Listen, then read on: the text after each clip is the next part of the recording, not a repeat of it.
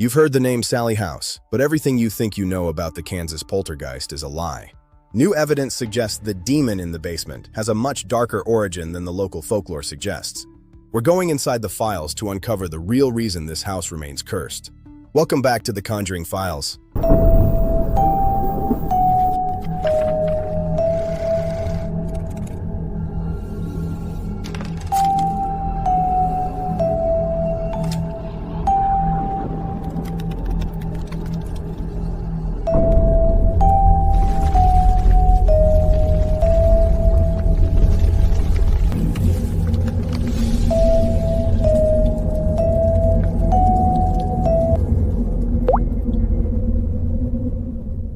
This is not a story for the faint of heart.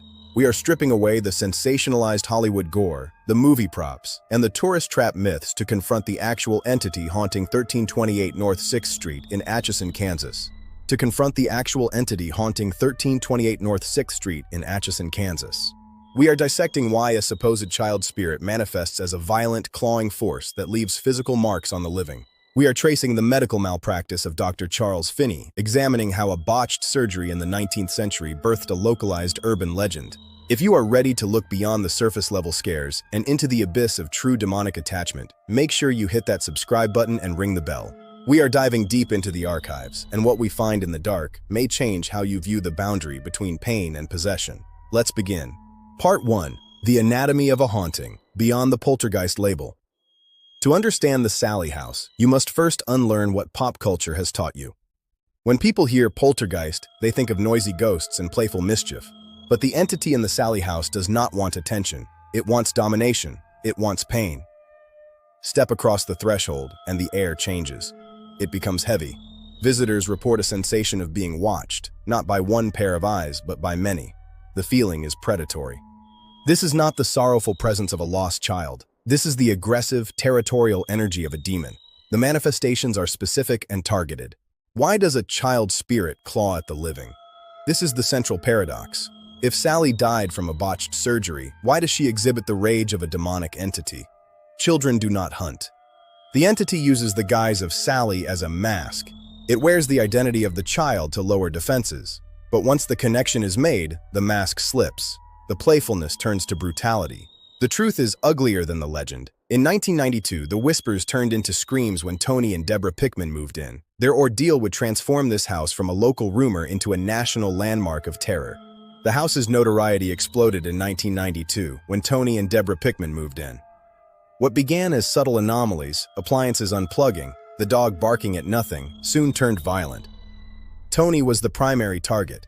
He reported being scratched, burned, and pushed by an invisible force. These weren't accidents, they were deliberate physical assaults. During a filmed investigation for the show Sightings, Tony was scratched in real time. The camera captured the red welts rising on his skin as he stood in the hallway. The entity was marking its territory.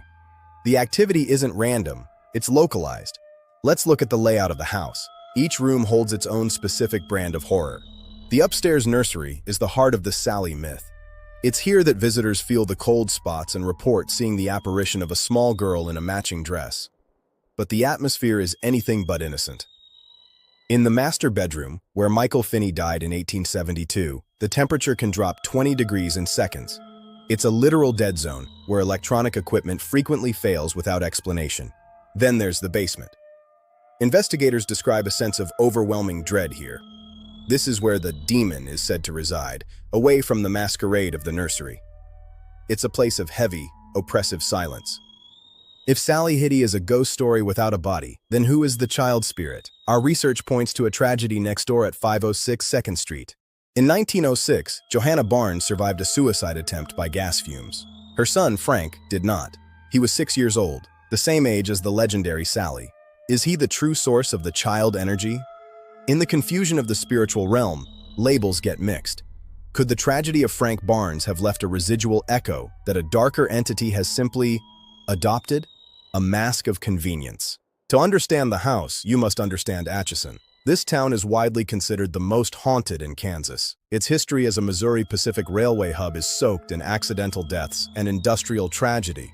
The railway brought prosperity, but it also brought a constant cycle of death. Dr. Finney himself served as the railway surgeon, often dealing with the mangled remains of industrial accidents right in his front room. The front room of 508 2nd Street wasn't just a home, it was a theater of pain. How many lives ended on that table under Finney's blade? The walls themselves may have a memory. Today, the Sallie House is a premier destination for dark tourism. It's managed by the Chamber of Commerce, hosting overnight ghost hunts for those brave or foolish enough to enter. Visitors are required to sign a liability waiver, a direct result of the long history of physical injuries. The entity hasn't gone away, it has simply found a new, constant stream of victims to feed on. File number 92 remains open because the phenomena never truly stops. Whether it's a ghost, a demon, or the collective trauma of a town, the Sallie House stands as a monument to what we cannot control. Part 7. Communicating with the Void. Modern investigators bring an arsenal of technology to the Sallie House, hoping to quantify the unquantifiable. EMF meters spike uncontrollably near the nursery door, even with the power to the house completely severed. It's as if the air itself is charged with a localized, intelligent energy. EVP sessions have captured voices that shouldn't exist. Not the high-pitched giggles of a child, but gravelly, deep threats that tell investigators to get out or leave now. This is not Sallie. Motion sensors trigger in the dead of night, tracking something that has no physical form as it moves from the master bedroom toward the stairs. It is a presence that is heavy, yet unseen. Thermal imaging has revealed human-shaped cold spots standing in the corners of rooms. These aren't just drafts. They are localized pockets of absolute zero that move with intent. Part 8. A town's heavy burden. The Sallie House isn't an isolated incident. It is the epicenter of a town that seems to be a magnet for the macabre. Locals in Atchison talk about the house in hushed tones. It's a reputation built on decades of lived experience, not just tourist stories. For some, it's a place to avoid at all costs. Living near the epicenter of such activity takes a psychological toll. Neighbors report an oppressive feeling that extends beyond the property lines, a shadow that hangs over the entire block. Part 9. Science versus the supernatural. Skeptics have tried for years to find a rational explanation for the horrors inside these walls. Some suggest infrasound, frequencies too low for the human ear to hear, but high enough to cause feelings of dread and even visual hallucinations. It's a compelling theory, but it doesn't explain the scratches. Then there's the power of suggestion. If you enter a house believing it is haunted, your mind will interpret every creak and shadow as evidence of the afterlife. But Tony Pickman was a skeptic when he moved in. Even the most hardened skeptics often refuse to stay the night alone in the Sallie House. There is a primal fear here that science can describe, but it cannot seem to soothe. Part 10. The abyssal attachment. As we conclude our investigation, we are forced to confront the most terrifying possibility of all. The entity is not a child. It is a demonic intelligence that has used the tragedy of a child to gain a foothold in our world. It wears the mask of Sallie to bypass our natural defenses. File number 92 is closed, but the shadow remains. Some doors should never be opened, for once the attachment is made, the abyss may never let you go. Thank you for watching. Part 11. The Legacy of North 6th Street.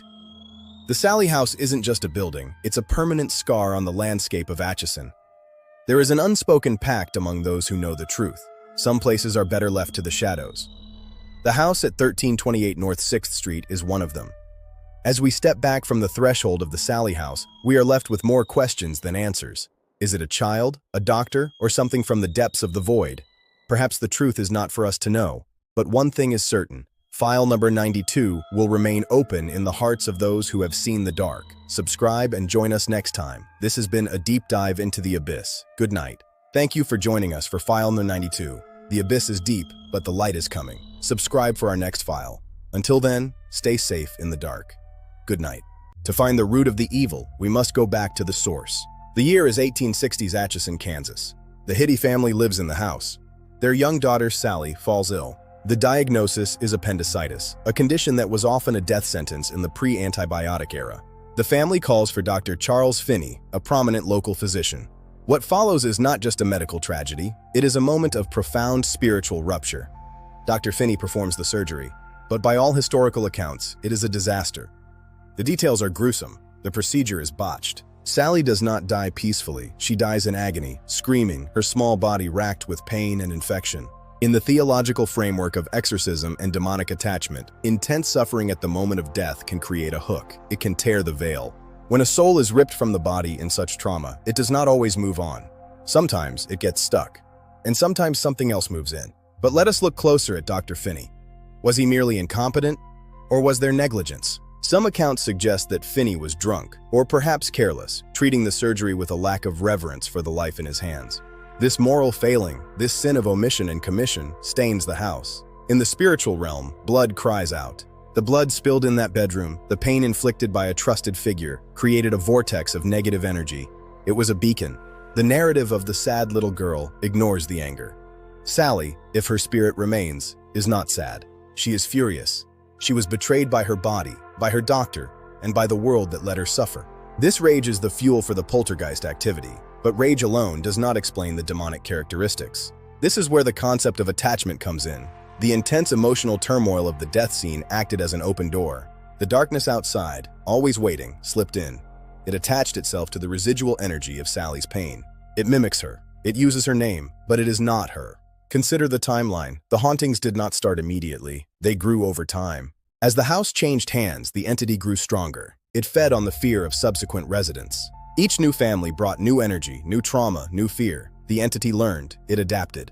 It realized that the story of the little girl was its most powerful weapon. So it cultivated the legend. It encouraged the idea that it was Sallie. Because if people think it's Sallie, they try to communicate.